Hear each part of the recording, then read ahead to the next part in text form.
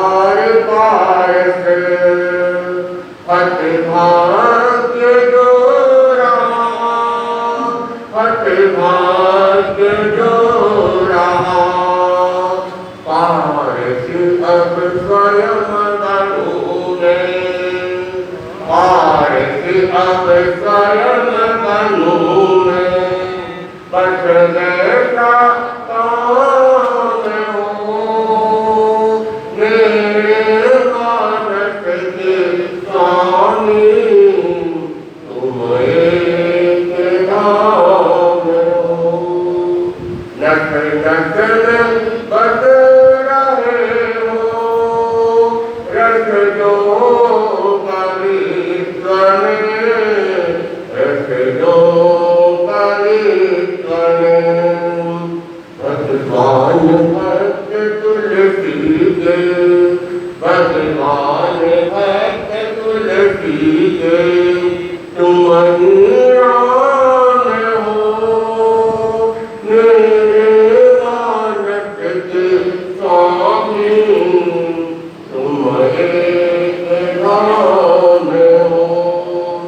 प्रभु पार्श्वदेव चरणों में, प्रभु पार्श्वदेव चरणों में, सतत प्रणाम हो मेरे मानस के स्वामी, तुम एक धाम हो, तुम एक धाम हो।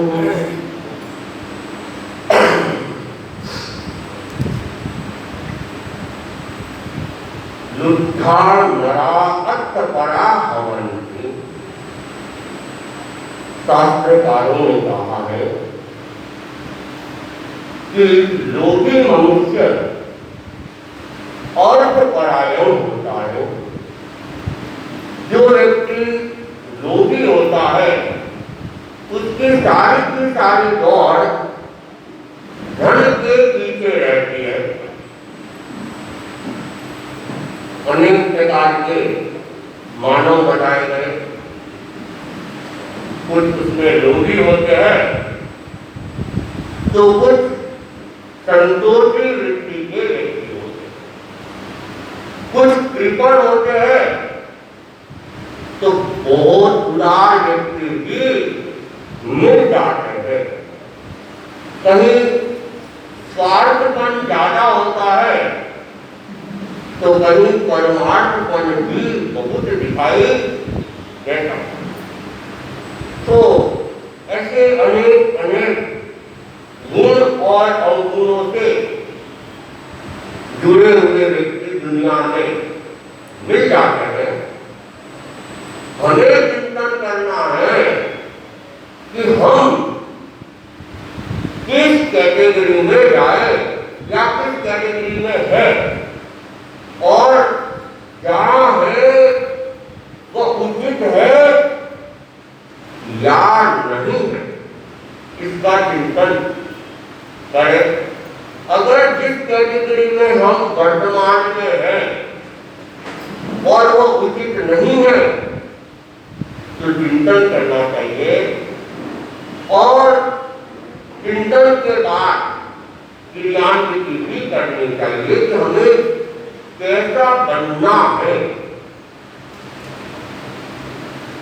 हम केवल सोचे ही सोचे और करे नहीं, तब भी सोचना व्यर्थ। अनेक व्यक्ति सोचते भी है लेकिन जहां पहुंचना होता है वो पहुंच नहीं पाता। बस सोचने में ही उनकी जीवन निकल जाता है। तो जो लोभी जीवन है उसके लिए तो कहा गया है कि सबसे निकृष्ट जीवन है। लोभ के लिए यहाँ तक कहा गया कि कोई व्यक्ति कितना ही क्रोधी हो वो उतना बुरा नहीं है जितना कि लोभ बुरा है।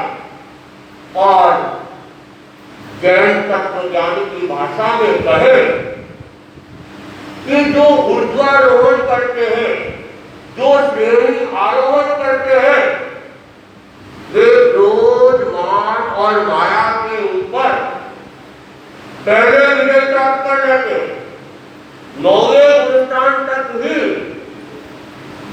उस पर विजय प्राप्त कर लेते, 9वें गुणस्थान तक भी उसको सहित याश्रय कर देते, लेकिन लोग वो नहीं सोचते। वह 10वें गुणस्थान तक भी सूक्ष्म रूप में साथ रहता है, और जब तक लोभ है तब तक वीतरागता की प्राप्ति नहीं हो सकती। क्रोध मान माया के साथ लोभ को भी छोड़ना ही होगा। लोभ छूटेगा तो वीतरागता की प्राप्ति हो जाएगी।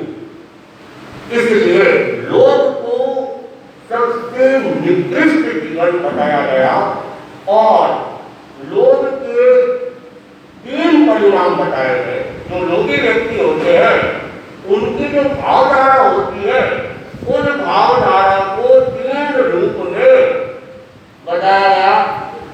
एक तो जो लोभी होता है उसकी केवल एक ही रट रहती है, भाई धन भाई धन भाई धन, धन चाहिए धन चाहिए धन चाहिए, केन प्रकार धन चाहिए, उसके अलावा दूसरी रट उसके पास नहीं रहती है।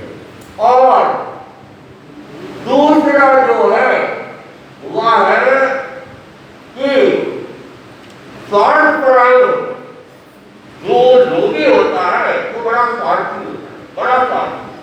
उसे दूसरा कुछ भी नहीं दिखता है, कोई रिश्ते नहीं, कोई नाते नहीं, कोई सगे नहीं, कोई संबंध नहीं। और तीसरा बस एक ही रख रहती है कि जितना भी हो संग्रह करते जाए, इकट्ठा करते जाए, इकट्ठा करते जाए। तो ये लोभी व्यक्तियों की मनोदशा बताई गई कि किस तरह की मनोदशा वाले व्यक्ति होते हैं।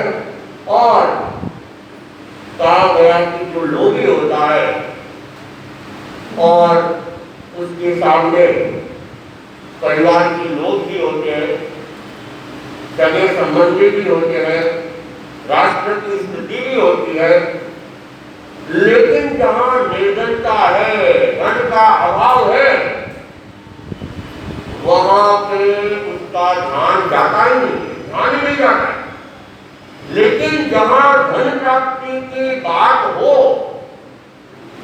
तो वह धन प्राप्त करने के लिए कहीं का कहीं चला जाता है, कितना भी दूर चला जाता है।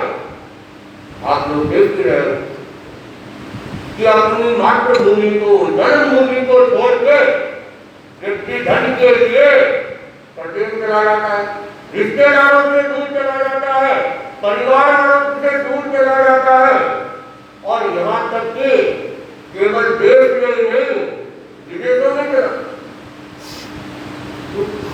आजकल देखा जा रहा है घरों में, परिवार में प्राय एक बेटा या एक बेटी, और वो भी विदेश चला गया कि बस अब मुझे तो नहीं रहना। माँ बाप की भी कोई चिंता नहीं, विदेश में क्या करेगा, वहां और कोई रिश्ते भी नहीं है, न मामा है, न मामी है, न बुआ है, न बहने हैं, लेकिन बस धन कमाना है, धन कमाना है। अब वहां भी कोई आस पड़ोस के कोई दोस्त वगैरह बन जाए, जो मूल रिश्ते है वह सारे खत्म, और बस केवल वहां बस धन कमाने के पीछे लगे रहते। तो धनी व्यक्ति के लिए कहा गया कि वो धन प्राप्ति होती हो तो वह कहीं का कहीं चला जाता है। और उस लोभी व्यक्ति को अगर कहे कि भाई संत आए हुए हैं, प्रवचन सुन लो, आत्मा की शुद्धि होगी, कुछ आत्मा का उद्धार होगा, तुम वहां चले जाओ, तो समझ लेंगे, टाइम नहीं है। और धन की बात हो तो बड़ी रात को जागना भी पड़े, क्या करें, खाने को छोड़ना भी पड़े तो छोड़ देंगे, धन आना। अनेक व्यक्तियों को देखते हैं कि उनकी दिनचर्या बड़ी फिक्स हो, चाहे कुछ भी हो, सोने का टाइम, उठने का टाइम, खाने पीने का टाइम, उस टाइम को वे मौन नहीं करते। लेकिन जो लोभी व्यक्ति होता है उसको देखे तो चाहे खाना खाना चालू भी किया है और कोई कस्टमर आ गया, टिफिन बंद, खाना बंद, पहले कस्टमर को संभालना। घर पहुंच गया है, वापस ऑफिस आ जाएंगे खाना बांटने, अभी तो पार्टी आई हुई है। तो लोभी व्यक्ति न तो शांति से खा पाता है, न पी पाता है, न सो सकता है और न परिवार वालों के साथ में रह सकता। चिंतन की बात है कि हम कितना भी कमा लेंगे, होगा क्या? सिकंदर ने विश्व विजय कर ली, हुआ क्या? कितनी भी तिजोरियां होगी, कितना भी बैंक बैलेंस होगा, क्या हो जाएगा?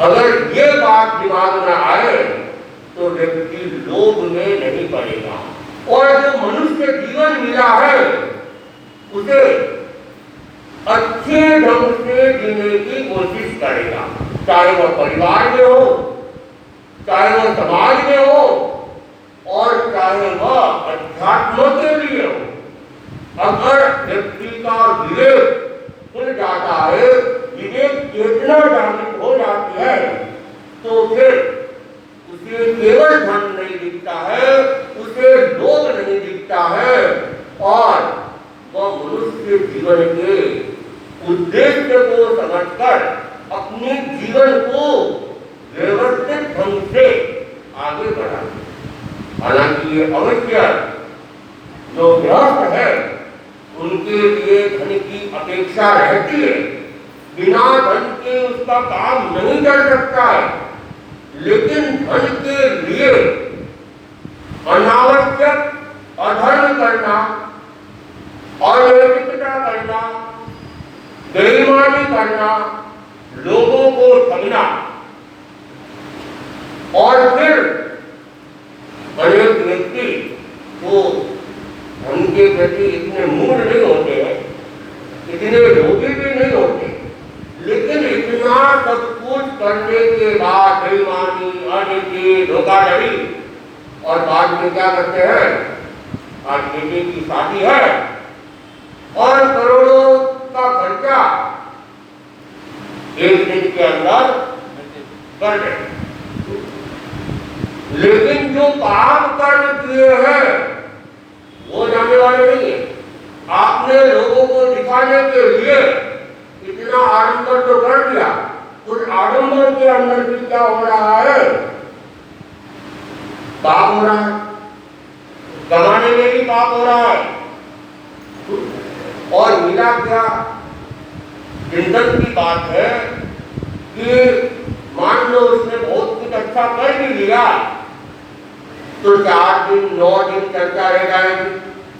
उसके बाद में आपको मैं पूछ लूं कि 6 महीने पहले किसने कितना कितना आडंबर किया था, याद है क्या? तो 6 महीने पहले की तो 6 वर्ष की तो बात ही अलग है। और महीना 2 महीना 3 महीना पहले की चलो 2-4 जनों के आपको नाम भी याद हो सकते कि भाई अमुक घर में शादियां हुई थी और उन्होंने इतना किया था, लेकिन थोड़े दिन बाद में सारा विस्मृति के अंदर चला जाएगा। कोई कितना बड़ा आडंबर भी कर लेगा वह भी विस्मृति में, और कोई सामान्य रूप से भी कर लेगा, ज्ञान पद्धति से भी कोई कार्यक्रम कर लेगा तो धीरे धीरे वो भी विस्मृति में चला जाएगा। कोई याद नहीं रखेगा किसने क्या किया था। फिर हम इतना आडंबर करके अनावश्यक अपनी आत्मा को पाप कर्म से भारी क्यों बनाए? तो लोभी व्यक्ति जो होता है उससे तो वो भी नहीं होता, वह तो खर्च भी नहीं कर पाता, उसको तो केवल क्या दिखता है? धन दिखता है, धन। और और धन के अलावा उसके सामने कुछ भी नहीं। एक सेठ था और बूढ़ा हो चुका था, बीमार भी हो गया और मरणासन स्थिति में आ गया। अनेक पुत्र थे, उन पुत्रों ने देखा पिताजी ने आज तक धर्म ज्ञान नहीं किया है और अब ये अंतिम घड़िया है, कम से कम अंतिम समय तो इनका सुधर जाए, भगवान का नाम ले ले, इनका जीवन का उद्धार हो जाएगा। तो एक बेटे ने कहा कि पिताजी आप तो अब राम राम नाम करो, राम राम नाम करो। और जैसे ही पिताजी को वो राम राम की बात कही और पिताजी देखो देखो ध्यान रखना, अब मेरा तो कोई भरोसा नहीं है, वो रामू चौधरी है ना, रामू चौधरी, उससे 5 लाख रुपए लगे। बेटे ने देखा हम तो भगवान राम की बात कर रहे हैं और इनको ये रामू चौधरी कहां से बीच में। तो एक दिन दूसरे बेटे ने कहा आप उस रामू चौधरी को भूल जाओ, आप तो क्या करो भगवान का नाम लेते रहो, ये इन सब दुकानें में और ये पैसों को भूल जाओ। तो नहीं वो भगवान दास पंडित है ना, उसमें भी अपने 3 लाख रुपए बाकी है। ने देखा ये भी जोरदार है, उनको कहा पिताजी ये अब जो है वो ठीक है, कई काटों में लिखा होगा तो हम लोग देख लेंगे, अब आप इस सब को भूल जाओ, आप तो केवल धर्म की बात करो, धर्म करो। हाँ याद आ गया, वो धर्मदास है ना तुम्हें, उसको भी अपने 4 लाख रुपए दिए हुए और उसको जो भी नाम याद दिलाते हैं और उनको तो वो याद आ रहा है, वो याद आ रहा है, लेकिन धर्म की बात याद नहीं आ रही। केवल तो जो लोभी व्यक्ति होता है वो मरणासन स्थिति में भी चला रहा है, लेकिन फिर भी क्या होता है उसे उस समय भी धर्म की याद नहीं आती है, उस समय भी वह धन को ही देखता है, धन को ही देखता है। तो हमें चिंतन करना चाहिए कि ये धन हमारे साथ जाने वाला नहीं है, धन वहां काम आने वाला नहीं है। धन तो आप जितना भी इकट्ठा कर लो, चाहे तिजोरियों में, चाहे बैंक बैलेंस में, चाहे सोने चांदी रत्नों में, वो साथ में आप ले जा नहीं सकते। और यहाँ तक कि परिवार वाले भी साथ में नहीं लेंगे। अगर कोई गहना रह भी गया है उसको भी निकाल के ले लेंगे। और ऐसे ऐसे उदाहरण भी सुनने में मिले कि दांत भी सोने का तो वो भी तोड़ के काटो, ऐसे लोग भी मिल जाते हैं। क्योंकि दुनिया बड़ी स्वार्थी है, दुनिया बड़ी स्वार्थी है। और एक घटना जोधपुर में जसवंत सिंह कहते हैं, जसवंत सिंह जी बहुत बड़े साधक, बहुत बड़े योगी थे और उन्होंने कुछ सन्यासियों से जब मिलते रहते थे तो उनसे चर्चाएं भी होती थी और उनसे उन्होंने श्वास को चलाने की विद्या सीख रखी। श्वास को चलाना आसान बात नहीं है, तो श्वास को चला के घंटों एकदम कायस्थ और अयोग की स्थिति में भी व्यक्ति रह जाते हैं। ऐसे करने वाले वर्तमान में भी मिल जाते हैं।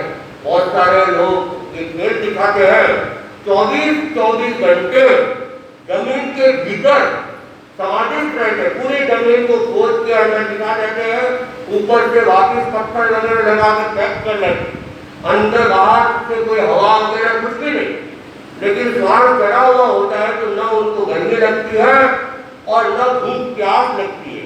ऐसे अनेक व्यक्ति वर्तमान में भी मिल जाते हैं, देखे हुए भी है। तो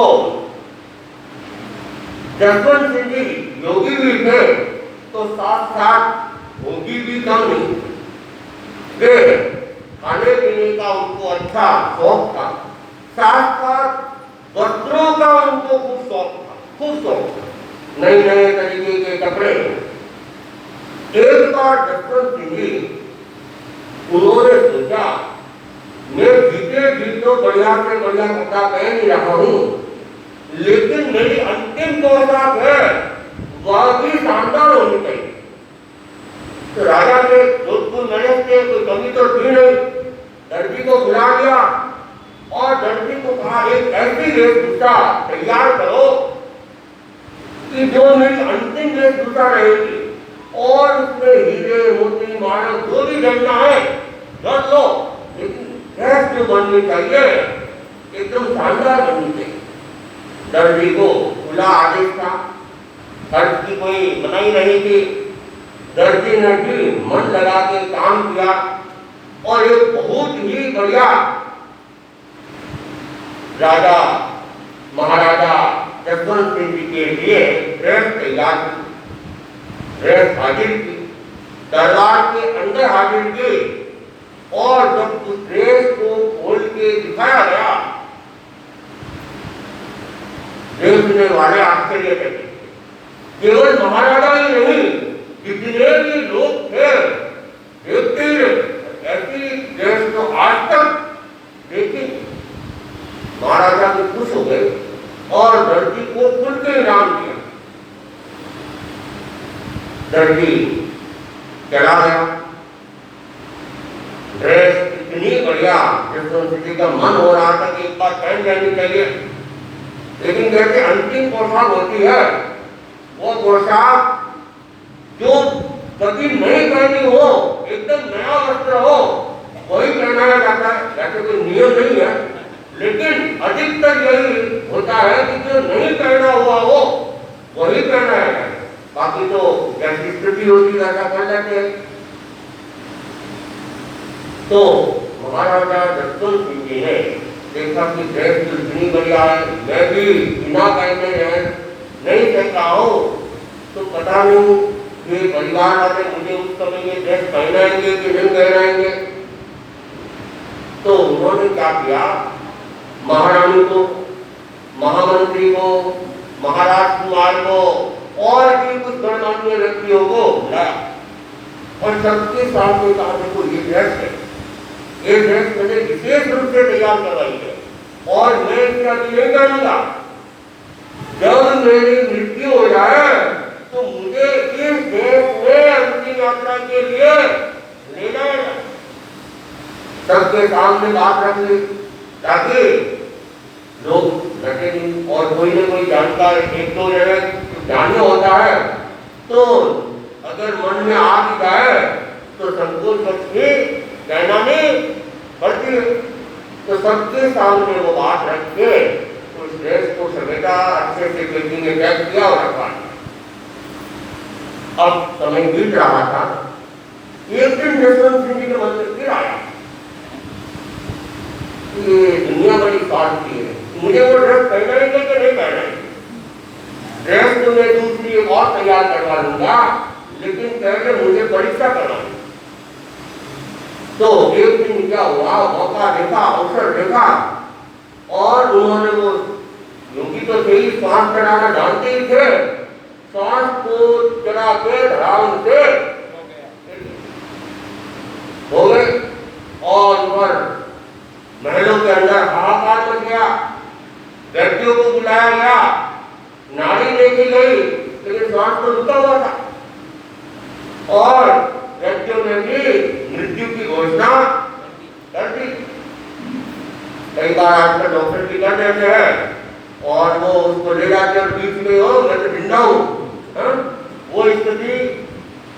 तो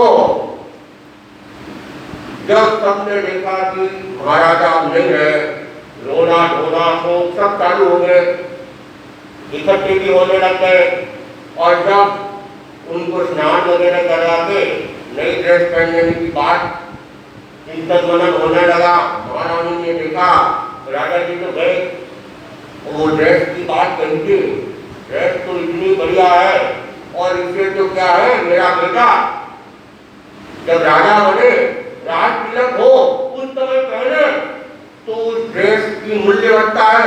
तो जल के रात हो गई और जिन्होंने बनाई थी वे चले गए। अब उनको क्या पता क्या बनाया जा रहा है, उनको अच्छी से अच्छी पहना दे, लेकिन वो ड्रेस तो राजकुमार भी यही सोच रहा था कि ये ड्रेस तो अगर मेरा राजतिलक के समय पहनो तो ड्रेस की भी मूल्यवत्ता और मेरी भी मूल्यवत्ता। मंत्री भी सोच रहा था यही बातें सबके सब सोच तो रहे, लेकिन कौन कहे। लेकिन फिर महारानी ने मंत्री जी को बुलाया, राजकुमार को बुलाया कि राजा जी ने ड्रेस के लिए कहा था और बात यह है कि राजा जी तो चले गए, अब शरीर मिट्टी रह गया है, इसको तो कुछ भी कहना है तो अच्छी से अच्छी कहना था, लेकिन ये ड्रेस को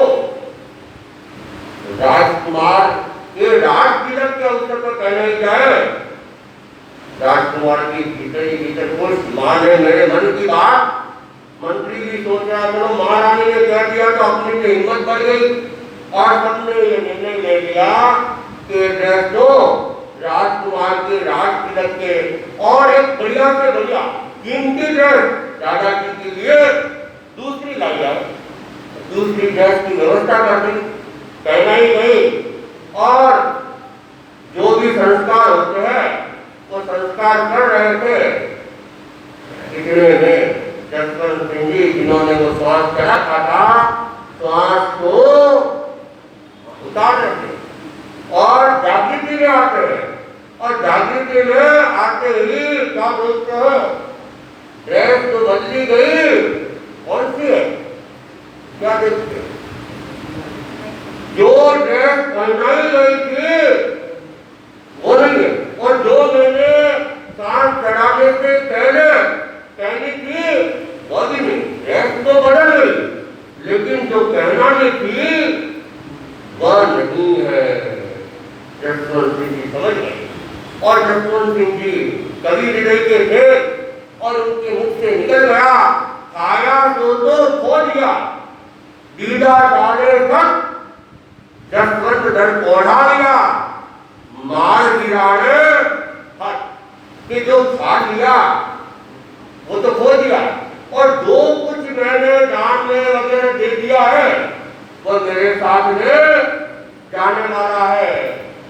खाया तो खो दिया, दीदा डाले तक, और जसवंत दर पौधा लिया कि जब ये मैं खो जाऊंगा तो फिर मार गिराने, मार जितना भी है वो क्या है दूसरों के हाथ में चला जाएगा, फिर मेरे पास कुछ रहने वाला नहीं है। तो ये जो संसार है बड़ा साथ, जब तक आप जीवित है तब आपके है।